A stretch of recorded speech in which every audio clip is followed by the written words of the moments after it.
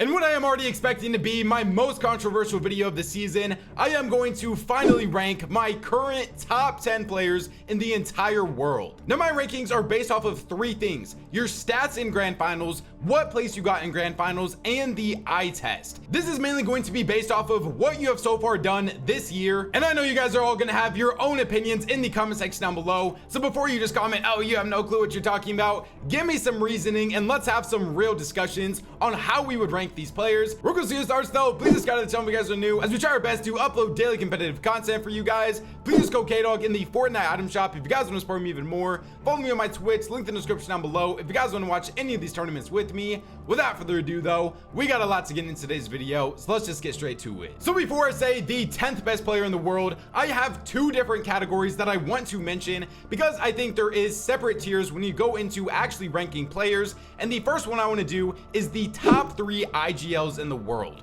Now these are just the pure IGLs in the game, not the players that are like IGLs but can also frag really well, just pure IGLs. I feel like these are always the players that get ranked unfairly the most, just because it is so hard to rank players that aren't necessarily putting up any crazy stats, but their impact is 100% always going to be there. So my top 3 IGLs right now are Veno in third. Veno is coming off of winning grand finals. I think Veno is still one of the most underrated and most disrespected IGLs in the entire game. I think to me, Veno has had the most impressive year so far out of any of these IGLs I'm going to list, because if we just take all things into consideration, at the beginning of this year, Veno was playing with Pixie and Marius, who of course now are rated a lot higher than they were back then. But if we're just comparing the teammates to the two other people that I go over, I think even now people would say on just a player to player basis, Veno is playing with the worst skill level caliber team, and he has still IGL'd them to a first and a third place. I think Veno's IGL style is very similar to Swizzy in the late game.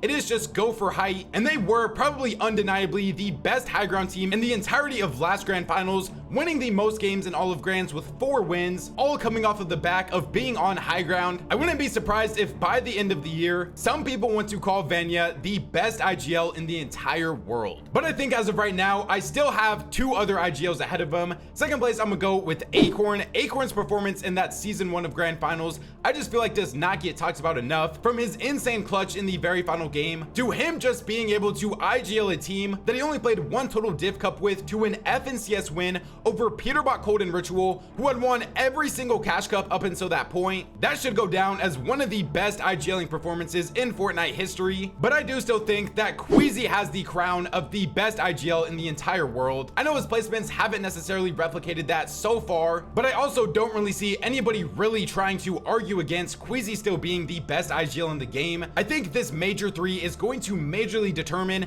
where we actually are going to be ranking IGLs going into the global championships. Swizzy is definitely going to be the most successful IGL going into globals, but that is currently how I would rank the top 3 IGLs in the world. Now there is one more player that I wanted to mention, and I want to call him the current most underrated player in the entire game, and that is none other than Wox. Now Wox, I was desperately trying to find a spot on my top 10 list for, but when I get onto my actual list, I guess you guys can let me know who you would take off this list for Wox. But Wox's accomplishments ever since Trio started was he has gotten 8th in damage, 4th and 3rd for most elims, and his placements have been 2nd and 4th in FNCS grand finals. Wox is a player that is never going to get a bunch of attention because he literally makes no content at all, and that whole trio in general doesn't really make any content either. Ping, Wox, and Malibuka were 100% going to win the last grand finals if Viko, Veno, and Pixie didn't end up landing on them on day 2. I think if you have Wox in your top 10 list, I would 100% agree with you, and I think the next time I'm making a top 10 list, I'm 100% going to put Wox in there after what he is going to accomplish in not only this next grand finals, but also hopefully LAN as well. But as of right now, I am putting him as my current most underrated player in the entire game. Let's move on to my official top 10 now, and we're already starting off this hot. In number 10, I have Poyo. Now we know what Pollo's placements are. He has gotten 1st place and 5th place in FNCS Grand Finals. For where he actually ranks in stats for both seasons, for damage he ranked 6th and 5th, and then elims he ranked 4th in season 1, and then he wasn't even top 10 in season 2. I think Pollo is definitely the greatest support player of all time.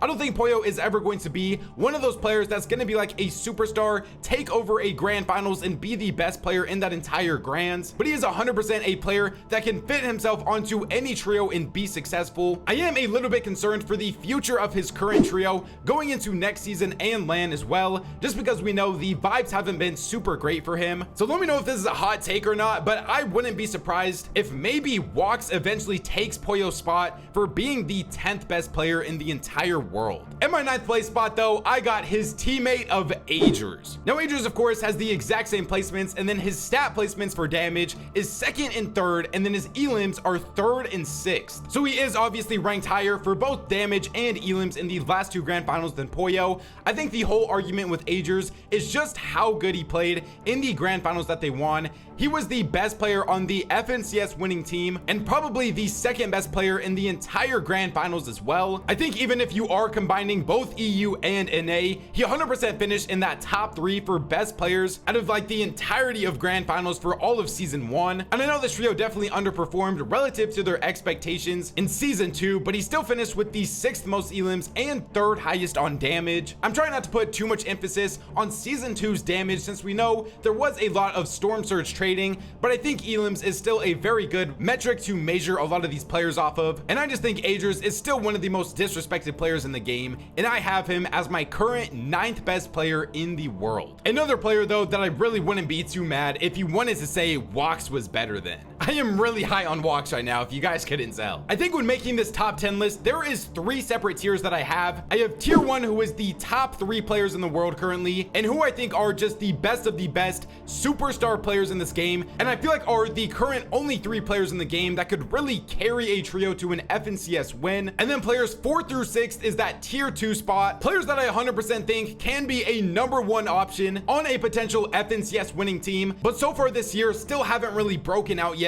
and made themselves one of the 3 superstar players in the game. And then the players that we are currently at from 7 through 10 are all obviously still top 10 players in the world, but I think they do still need another really good teammate if they want to be able to win in FNCS. Moving on to my 8th place spot, I have none other than Swizzy. He hasn't been top 10 in elims a single time this year and has only finished 5th place in damage once. When you look at what his own IGL of like Queasy says, he regards Swizzy super highly, even saying he's all the way up to like the 2nd best fragger in the world. I think Swizzy has the potential to be one of the best players in the entire game. Just so far this year, he really hasn't been able to live up to that yet. Honestly, the main reason why I have Swizzy in 8th place is just the eye test. His damage and elims aren't even really close to what the people under him were, so if you wanted to put him in that 10th place spot, I also really wouldn't blame you too much either. 7th place and the last person I have in that 3rd tier is Pixie. Now Pixie's placements are of course 3rd place in the 1st Grand Finals and then won the 2nd Grand Finals and is the current reigning defending FNCS champion, the only person from that trio that I have in my top 10 list. For the statistical categories, he finished 2nd place in damage this most recent Grand Finals and then 4th and 9th in elims as well. Now if you were to tell me at the beginning of this year that Pixie would be like a consensus top 10 player going into Major 3, then he would have had to have some insane pop-off year, and that is exactly what he has done so far. Pixie has definitely been one of my favorite players to watch really come up this entire year. I think a lot of people probably had him in those very similar conversations to what we kind of have with Wox right now, but I think he has really been able to break out, and this last Grand Finals was also just such a great performance from him. Now let's move on to that tier 2 of my top 10 players, and in 6th place I have none other than Veno. Now Veno's placements are 1st and a 6th place. The thing about Veno is his statistical categories are one of the main things that is really keeping him out of my personal top 3. He hasn't been top 10 in elims a single time since trios has started, and he has only placed 9th place in damage once, and then he wasn't even top 10 in this most recent season. Of course, a lot of that does go back to the fact that he is kind of just an IGL, but I am still just so high on Veno, not only because of the fact that he can be such a successful IGL and IGL a team to an FNCS win, but also because he still has his moments where he can look like a top 3 fighter in the entire world. I don't know if I have some like like legacy bias towards Veno for why I still think he is almost a top 5 player in the world, but I still think that at any moment Veno can be the best player in a grand finals, and I think you're kind of crazy if you have him ranked outside of your top 10 just because his statistics haven't been the best. But I also just don't think he has necessarily been in a role that allows him to maximize his full fighting abilities. All right, let's move on to the top 5 now. So in 5th place I have none other than Murstache. Now Murstache's placements are the worst out of anybody that I have inside of my entire top 5, getting a 4th and a 5th place. But the things that really carry it for me is he has finished back-to-back grand finals with the 2nd most elims. He also finished 1st place in damage in the first grands and 9th in the most recent one. Murstache is one of those players to me that I feel like always gets compared a lot to like Cold. From some of the information that I have gathered, Murstache is also not like the craziest grinder of the game either, so I think him being at the skill level that he is currently at, and the fact that he could get even better if he starts grinding. If you guys watched my video where I listed 3 separate players that I think have the potential to eventually take the best player in the world crown away from Peterbot, Murstache was one of those players for me. I think in like the Murstache Swizzy argument, Murstache has definitely had a better year up until this point than Swizzy has had, and that is why I have him in my 5th place spot. Moving on to the top 4 now is definitely the player that has been the biggest riser on my top 10 list since this year has started, and that is none other than Yamzo. Yamzo is also the final player I have in my tier 2 of guys in my top 10. Yamzo's placements are 3rd and 2nd place. His stat numbers are not necessarily the craziest. He did finish 3rd place in elims in the most recent grand finals, which is why he is honestly so high up for me. I think the thing with Yamzo is, to me, he is far and away the best player on his trio with Clicks and Higgs, and that team is also always going to be in contention for winning an FNCS grand finals. I think it also just speaks major volumes to how good Yamzo is for the fact that he is literally the IGL of that team, and he's like the hard IGL. It's not like they're like co-IGLing or something. Yamzo is the IGL, and he is also, to me, definitely the best fighter on that team also. So if you are a player that is always going to be in contention for winning FNCS, sometimes maybe even the favorite to win FNCS, while being the best fighter and best IGL on your team, and we all know that Yamzo is a crazy grinder too, he's probably only going to continue to get better from here on out. I think if Clicks, Yamzo, and Higgs are able to win the next major and perform well at LAN, then there might be some real conversations for Yamzo potentially being the best player in the entire world. And that is why I currently have him in my 4th place spot. Now for the top 3, the tier 1, the players that I am considering to be the superstar players in Fortnite right now. Starting off with, in my 3rd place spot, I have Viko. Now Viko's grand finals placements are 1st and 6th place in grands. He has finished back-to-back grand finals with the most elims, gotten 3rd place in damage in the first one, and then wasn't on the top 10 for the second one, which is honestly almost more impressive, being 1st place in elims without even being top 10 for damage. Of course, I think we all know how insane Viko is. He really started to come up over this last year. He has shown that he can be a super good player online. He's already won multiple FNCSs, already placed top 5 at LAN, and I think a lot of people really just see nothing but success in his future. If you wanted to argue that Viko was the 2nd best player in the world, I really wouldn't fault you for it at all. I think he has some real super good arguments to be that. Viko is also one of my favorite players to watch, which, you know, in the grand scheme of things doesn't mean too much when it actually relates to my top 10 list, but he is definitely one of the most mechanical players in the entire game. I think that is why he is currently one of the 3 superstar players in all of Fortnite. And then the top 2 is the NA boys, the 2 players that are currently on the same trio, which doesn't even seem fair when you really think about it. In 2nd place, I have Cold. 2nd place in the first grand finals, 1st place in the most recent one, has finished back-to-back grand finals with the 2nd most elims, and back-to-back grand finals with the 4th most damage. The thing with Cold is it's always going to be, oh, what if Cold just grinded more? People always want to say like, oh, he would literally be better than Peterbot if he played the game as much as him. And for me personally, I don't know if I want to fully agree with that statement or not. I think he has the potential to be that good, and I think he has always had the potential over really like the past year and a half to take the best player in the world title away from Peterbot. I just don't know if he is ever going to grind enough or want to play the game enough to ever take over that mark. But if you ask any pro who they say the 2nd best player in the world is, and if you ask Peterbot even who he says the 2nd best player in the world is,